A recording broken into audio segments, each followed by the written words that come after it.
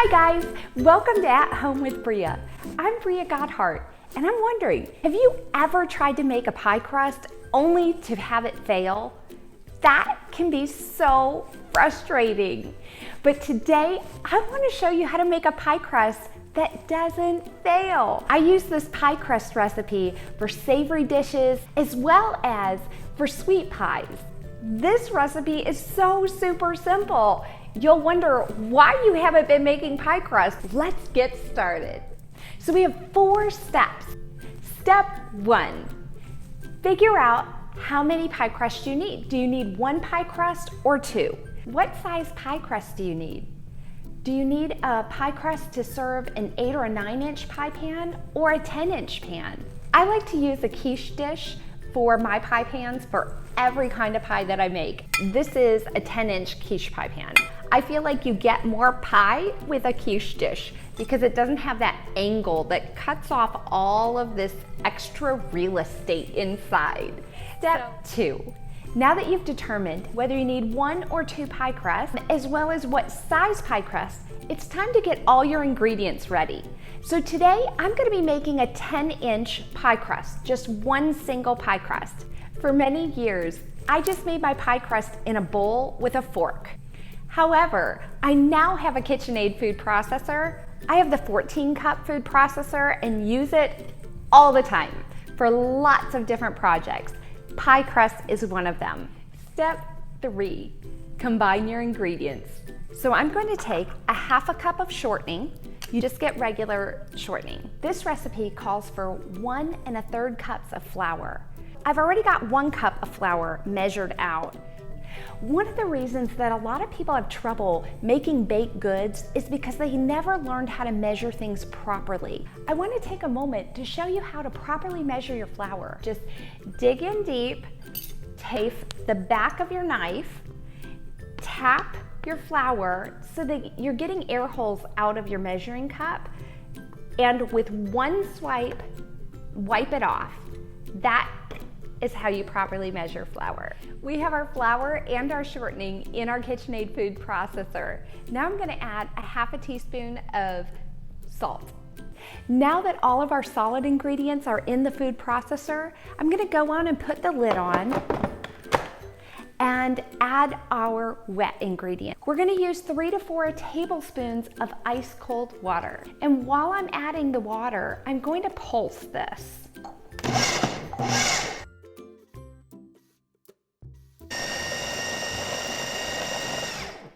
As soon as you notice that a ball starts forming in your food processor, your dough is done. Step 3, roll out your pie crust. I use parchment paper on the bottom, put my pie dough on, and cover it with parchment paper. This way, I don't have to add in any extra flour, and I also don't have to overwork my dough. I get it from Sam's Club. I like to start by pushing the dough down with my hands, and then I grab my rolling pin.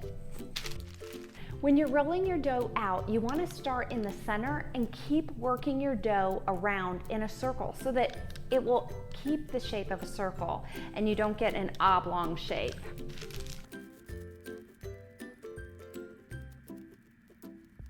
Once you think that your dough is probably rolled out plenty, you want to grab whatever pie pan you're using and put it over the center of your dough.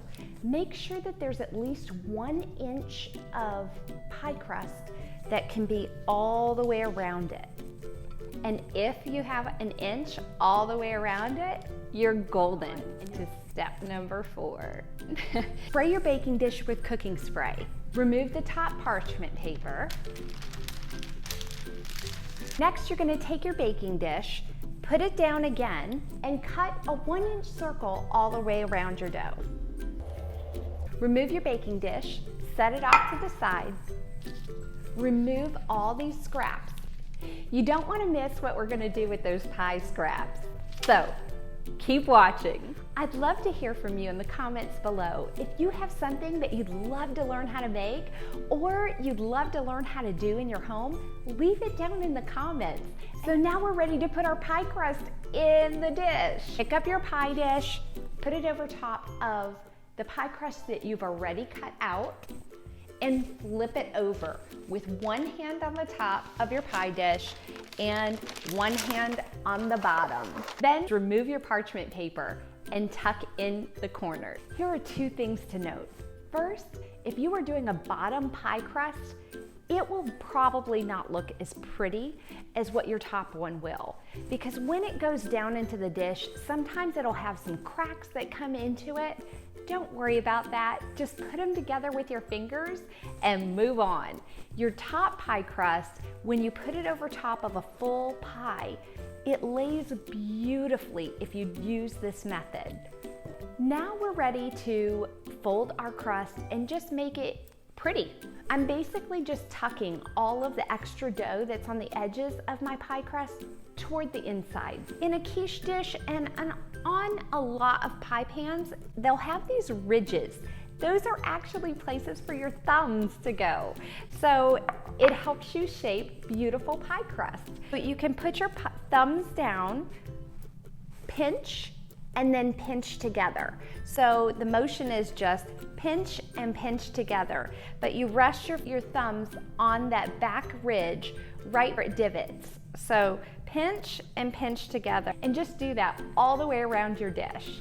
As I'm going around and making this part pretty, if I see that there's a spot that looks a little bit bare, I use part of my scraps for bulking it up, but then we're gonna use the rest of the scraps for something else.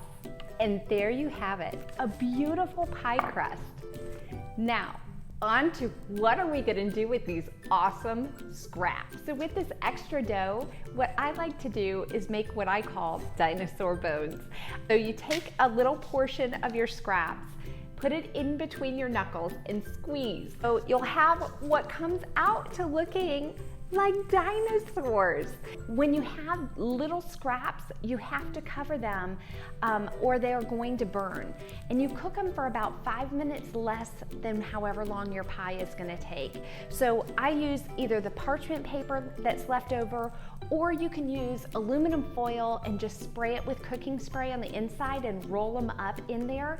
Leave the ends open so they can breathe, and they are awesome.